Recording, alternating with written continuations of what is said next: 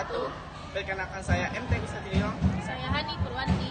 Saya Danisa Azura. dari kelas 10 MIPA 7 SMA Negeri 2 Payakumbuh. Baiklah, pada video kali ini kita akan membahas pengaruh kerajaan Hindu-Buddha pada masyarakat masa sekarang ini. Pada zaman Hindu-Buddha di Indonesia disebut juga sebagai zaman klasik karena pengaruh kehadirannya yang kuat di Indonesia. Bahkan jika ditelisik lebih jauh, pengaruh kehadiran Hindu-Buddha di Indonesia masih dapat kita lihat dan rasakan dalam kehidupan sehari-hari, yaitu dapat berupa yang bersifat fisik dan bersifat non-fisik. Kalau pengaruh fisik merupakan peninggalan dari zaman Hindu-Buddha yang dapat kita lihat secara fisik pada benda masa kini. Pengaruh non-fisik merupakan peninggalan yang mempengaruhi adat, pola pikir, ataupun perilaku pada masyarakat masa kini. Pertama, seluruh wilayah Nusantara. Penjelasan singkatnya, wilayah Indonesia saat ini secara tidak langsung dipengaruhi oleh kehadiran kerajaan-kerajaan Hindu-Buddha, yaitu Singosari, Sriwijaya, dan Majapahit. Nah, sekarang kita lihat wilayah Sriwijaya pada masa Sriwijaya meliputi daerah Melayu di sekitar Jambi, daerah yang saat ini menjadi Pulau Bangka, dan daerah Lampung Selatan, serta usaha Sriwijaya untuk menaklukkan Pulau Jawa. Selanjutnya itu di masa Singosari, wilayah kekuasaan meliputi wilayah Pahang yang saat ini adalah negara Malaysia. Kemudian Melayu yang saat ini Sumatera Barat.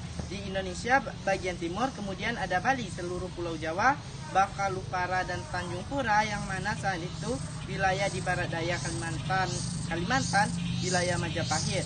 Peradaban Majapahit yang lebih maju dalam perniagaan dan seni serta wilayah kekuasaan yang luas mengantarkan menjadi salah satu kerajaan besar yang pernah ada di Asia Tenggara.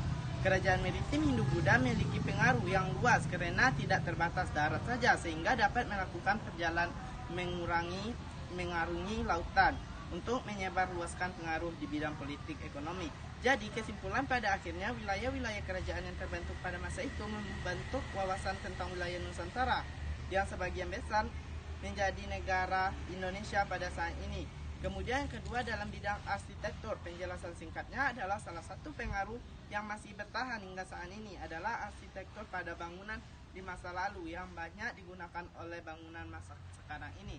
Bangunan ini juga dapat menjadi daya tarik wisatawan sebagai candi, yaitu Candi Borobudur yang diakui sebagai keajaiban dunia. Beberapa bagian bangunan yang terpengaruh adalah pembagian bangunan dan halaman. Kemudian ada atap bangunan dan gapura. Pembagian bangunan dan halaman candi terdiri dari 3 bagian utama, yaitu bubur lokal, kemudian ada bupar loka dan swar loka. Konsep ini kemudian diadaptasi dan saat ini dapat kamu lihat pada rumah-rumah tradisional di Bali. Biasanya rumah tradisional Bali memiliki halaman yang luas dan dibagi ke dalam 3 bagian. Bagian tersebut, bangunan rumahnya terdiri dari bagian utama atau bagian atas bangunan, kemudian bagian media atau padan bangunan, dan bagian nista atau kaki bangunan, atap bangunan. Selain pada pembagian bagian-bagian bangunan, pengaruh arsitektur juga dapat dilihat pada atap bangunan. Contohnya adalah Masjid Agung Demak yang menggunakan atap tumpang seperti pada pura. Kemudian ada gapura. Selain 2 hal di atas, bagian gapura juga dapat mengalami pengaruh dari Hindu-Buddha. Contohnya adalah gapura Bajang Ratu dengan gaya arsitektur dapur raksa. Tadi pengaruh fisik, sekarang kita masuk ke pengaruh non-fisik. Kira-kira apa sih pengaruh non-fisik? Mari kita cari tahu. Mungkin teknologi perkapalan salah satu pengaruh non-fisik.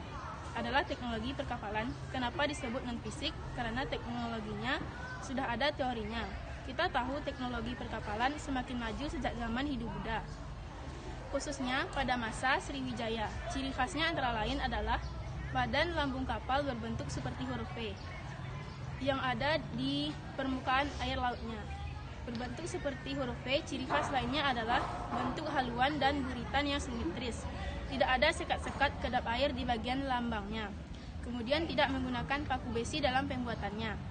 Serta kemudian berganda di kiri dan kanan buritan. Biasanya kapal-kapal ini dibuat dengan teknik menyambung satu papan dengan papan lainnya, kemudian mengikatnya dengan tali ijuk.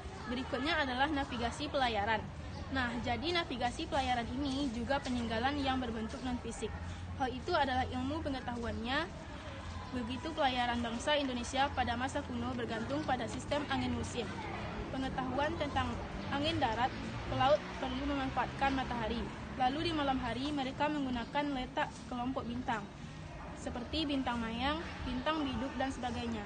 Nah, ini maksudnya adalah rasi bintang. Berikut adalah sistem pendidikan. Saat ini banyak kita temukan bahwa sekolah yang memiliki asrama.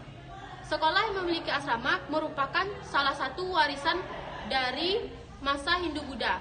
Salah satu kerajaan yang terkenal dengan pendidikan agama Buddha dan memiliki asrama adalah Kerajaan Sriwijaya. Saat itu, kerajaan memiliki asrama ini bernama Mandala. Tempat ini digunakan untuk belajar ilmu keagamaan dan ilmu lainnya. Asrama biasanya terletak di sekitar kompleks candi dan digunakan oleh para murid. Ada bahasa dan sistem aksara pada masa awal Hindu-Buddha yang masuk ke Indonesia dari India, yaitu bahasa Sanskerta yang hanya digunakan oleh kaum pendeta. Bahasa lain yang digunakan oleh masyarakat pada masa itu adalah bahasa Pali. Pada akhirnya, Sanskerta lah yang hanya banyak dipengaruhi oleh bahasa Indonesia. Beberapa ada kata yang telah diserap atau sering digunakan dalam bahasa Indonesia, yaitu yang pertama durhaka. Kata durhaka ini dicontohkan seperti kamu anak durhaka. Kata-kata ini merupakan kata yang berasal dari kata Sanskerta yang namanya yaitu euro haka. Kemudian ada kata bahagia. Nah, kata ini juga kata serapan dari kata bahagia Sanskerta. Lalu ada upacara atau tradisi di masa Hindu-Buddha yang bertahan hingga saat ini, seperti ngaben, tradisi potong gigi, hari raya Waisak, ataupun wayang. Ngaben ini adalah upacara kematian yang membakar mayat dan abunya itu dibuang ke laut. Gunanya yaitu untuk melepaskan sang atma atau roh dari belenggu keduniawian sehingga dapat dengan mudah bersatu dengan Tuhan atau Maha Esa. Jadi tradisi wayang juga masih bertahan hingga saat ini. Wayang mengalami percampuran dengan kebudayaan India melalui cerita-cerita seperti Ramayana dan Mahabharata. Pegelaran wayang hingga sekarang masih sering diadakan di Indonesia, mulai dari penggelaran wayang kulit dan juga wayang golek.